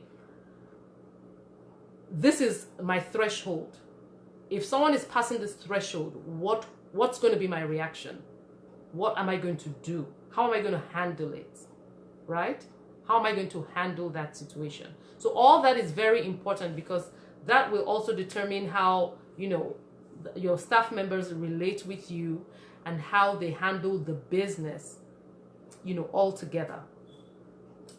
Okay, so maybe later on, maybe when we have like a mastermind or something, we will go over some, this book. It's called The 7 Habits of Highly Effective people. I know most of you know that. Some of us, you know, must have read the book, but it'll be a good book to read and focus on from time to time. Now that brings me to the end of the different areas, and this is just let me tell you guys, this is just, I have how many more slides to go? You can imagine the amount of content that I have to share with you all. This is a journey. This is a journey, and it's going to be an interesting journey. And I want to thank you all. Oh, Ruth says Horrible Bosses was a funny film. Yes, I think I watched it. Horrible Bosses, yes. I think I watched it. It was a funny film, but you know, I can't remember the intricate details of the movie, but I know that I watched that movie, Horrible Bosses.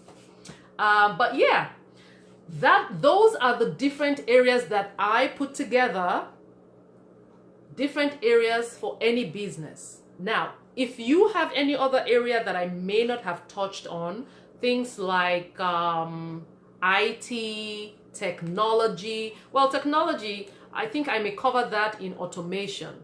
But, you know, there may be some other parts. Please always, you know, come back and put in your comments so that we can address these issues or these areas later on. People come back and they watch these things and they learn as well. So it's not just me. We are all in this together, and we're all helping people from our experiences and all that, yeah? So these are the, I think it was 27 areas that we just went over right now. 27 areas in any business. I'm sure, like I said, there are other areas. Whoa! What do you guys think so far? Let me see your comments. Let me see your comments, and while you do that, let me just sip on this.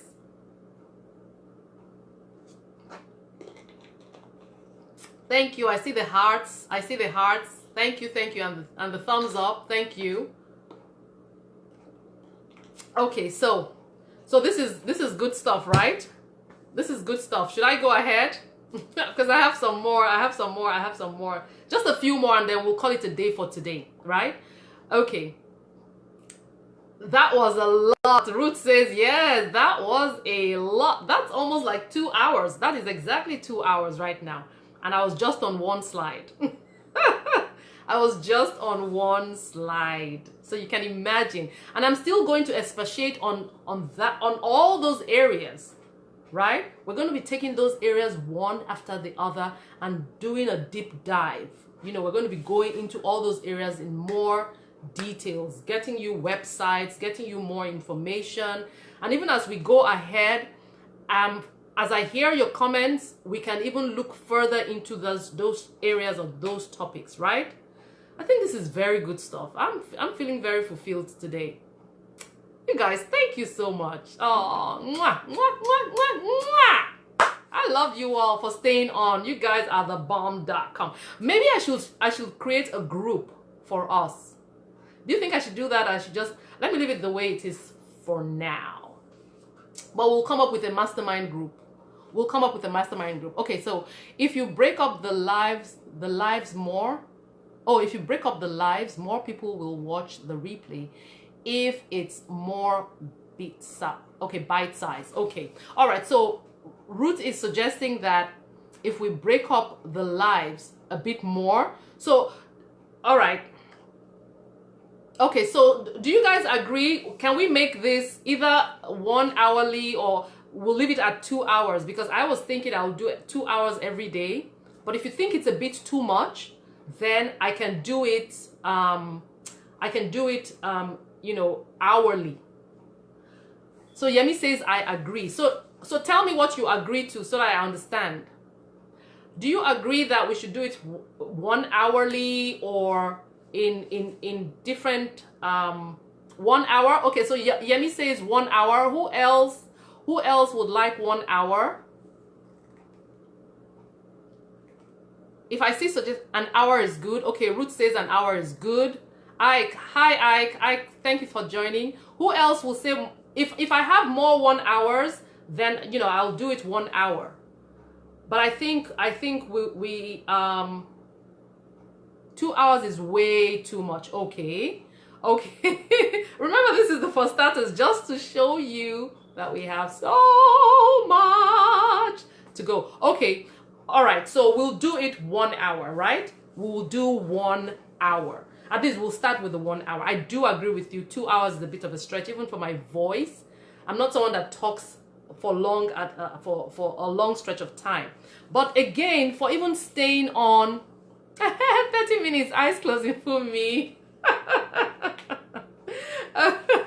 No, I think we'll stick to 1 hour because there'll be so much to do that within 30 minutes, we won't cover much, except we have 2 sessions per day. And I don't know if I'm able to do 2 sessions per day, but on a daily basis, yes. Okay, so let's see. So for tomorrow, we'll do 1 hour. We'll do 1 hour. We'll do 1 hour. Okay, so in that case, you know what? I was going to touch on top challenges new business owners face, but I'll leave that. I'll leave that for today. We'll stop at this point. So I had top challenges new business owners face, reasons why you should start your business. We can talk about that on some other time. Online money making opportunities. We'll talk about. Remember, we're talking about make more money. This is the make more money webinar training sessions, and it should be all things about starting a business. Businesses you can start. Oh, we have so much to do. Oh my God. Some areas that I will personally be teaching on, we'll go over that. And I think that's what I had, for today. But like I said, we will continue tomorrow. Woo! Okay, guys, give me feedback. Give me feedback. So apart from the time, give me your feedback so that I know how to prepare for tomorrow. Give me your feedback. Give me your feedback. Ruth says, that's a good topic to promote to get people on tomorrow. Which one, Ruth? Can you type in which one, Ruth, so that we know which exact topic you're talking about? Because I mentioned so many right now. The next thing so what we covered today was different areas of any business. And I talked about 27 areas, right? And tomorrow, what I had said was we're going to, going forward, we'll be talking on top challenges new business owners face, 10 reasons to start a business. Oh, the struggles. Oh, Ruth is talking about the top challenges new business owners face. Okay, so we can review that tomorrow. We'll review that tomorrow, right? Okay. Yemi, I'm going to put the link right now, right? Yemi, are you following me on Facebook? Send me a friend request if you're not, so that we can chat offline. We'll communicate via Messenger after that, right? I'll send you the link, Yemi. But again, for those of you who are watching, who want to get a copy of my book, I'll type it in. All right, so top challenges new business owners face, 10 reasons to start your business, online money making opportunities, and some areas that I'll be teaching on in addition to what we're going over, and which have to do with book writing, talentpreneurship, creating your online courses, how to create your courses. Those of you who have books, how you can use your book and create a course, business registration. Remember that I said I'm giving you more information on that. Business automation. Oh my God, I have so much to share with you on that one. Making money with your car, like Uber, Lyft, Juno. These are areas that you can start to make money. Marketing, we've talked about some of them. Personal branding, event planning for success, public speaking, coaching, gold and cryptocurrency. I have someone that will be coming to talk more about that, and lots more. Whoa. So, okay, so I have Obi from UK, my cousin. Obi, hi, how are you? Thank you for joining us, but you're joining us at the end. So for those of you who stayed on till the very end, you know what? I want to say thank you so much. Thank you, thank you, thank you. I really, really appreciate you. And for, was it Yemi? Tunde, I think it was Tunde. I owe Tunde a gift. I owe Tunde a gift for typing and, you know, scribing for me. So thank you so much. But yes, I will take the feedback, and tomorrow we're going to make it 1 hour. It's going to be 1 hour. I agree with you. It was a lot of information, and we'll try and make it in more bite size so that we don't have information overload, right? Okay. I don't think we're going to do 30 minutes. 1 hour will be good, right? 1 hour is good. Let's see. So Yemi, I'm going to send you a message after this. Yes, Ruth is also from the UK. So you know what? Thank you so, so much to all of you. I will look forward to sharing this time again, 4 o'clock tomorrow. If the time will change, I'll let you know. But for now, I'm going to leave it at 4. You guys know that 4 is my favorite number. And we will be doing this again. So again, from the depths of my heart, I'm so grateful to you all. Thank you for encouraging me on this path and joining me on this journey. And for those of you who shared, thank you so, so much. We'll see tomorrow. So you guys take care. For those of you in the UK, take care, and thank you for staying up so late with me. And I will see you all tomorrow. Till then, peace out. Love you all. Mwah. Bye now.